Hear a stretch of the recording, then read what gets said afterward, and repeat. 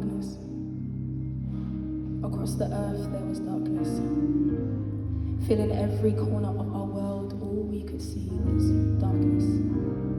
Living corpses, no place for light. It seemed like there was constant shame and pain in our eyes, yet we smiled at everyone that we could see, talking about this freedom, but it wasn't something that we actually could perceive. In a place that felt like home, it was like we were absent. In bodies that didn't really feel like our own, yet we called this place home. Every person that I saw out a joy that they couldn't even comprehend. Beyond the mercy that was extended to them by a friend, they needed something. They needed something more. More than the eyes could even see. They needed something more. Tell me, how can we enjoy celebration when there's so much pain in the world? Tell me, how can we even sit with one another and smile like, say, I didn't even cry 2 hours ago? Tell me how we can sit in this congregation, shoulder to shoulder, and I don't even know what's going on in your life. There's no order. But as a family, we're called to something more. See, there's a reason why we're all here today. And it's because of one name, and his name is Jesus. You see, we walk along the streets every single day, passing by people with different experiences, different lives, but our lives aren't even here, our lives are with him. Beyond what we experience here, we know that beyond death there is still life, and that as we sacrifice on a day-to-day to live just like he did, we know that in the midst of our pain, there is purpose. In the midst of the shame that we once felt, there is freedom. See, I don't stand here a perfect person. I've had my experiences.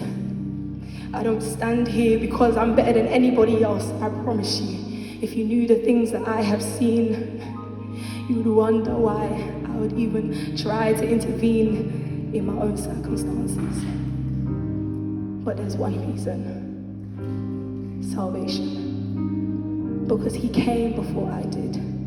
Every lash on his back, 37, to cover every single sin that came upon this earth, every single pain that you may experience, sickness, pain, depression.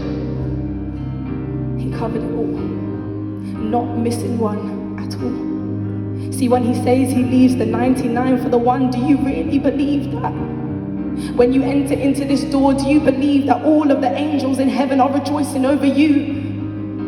Not because of your sister, not because of your brother, not because of your family, because of you. Because when I tell you that he loves you, I promise you that that is truth. You see, the blood covered a multitude of sins. Even the ones that you feel were too hard to even mention in this congregation. He covered everything. And even when shame covers your head, there is joy. Lift up your head, my dear. I promise you, you don't have to live that way. When you come into this place and you see your brother and sister, this is what heaven looks like. Turn to your left and to your right. I promise you, this is what heaven looks like. Not perfect people, but people following a perfect God. Because in the midst of confusion, there's one thing that stays the same. We have a constant that keeps us sane, I promise you. Wow, come on. There is power in his hands. And when you look at his hands and you see holes in them, you can say, wow, they look just like mine. When my friend stabbed me in the back, I know that the lashes that he felt were just like mine, and even more. Even when your family betray you, you feel hurt amongst the closest of the ones that are meant to love you. The word tells us that even if a mother forgets her nursing child, he can never forget you. So no matter what you see today, and no matter what you feel, I promise you that there is a love that goes beyond your feelings. There is a love that supersedes the death that you have even seen with your own two eyes. Because we would have no reason to live if he never rose again. But we know that our Lord, when he's there, that darkness can't comprehend his light. So embrace that love, even when it feels hard to. That love was for you, and even when you feel like, I've done too much, why would he come and rescue me? But when he was spread across that cross, it was your eyes he could see. In the midst of the oceans that floated underneath your tear ducts, I promise you, he would walk on those waters to reach you. So reach out. Just reach out for him.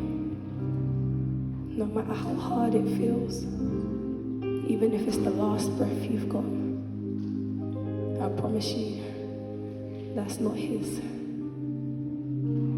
So on Resurrection Sunday, in the midst of community, I pray that you remember that there is a love that came for you and me.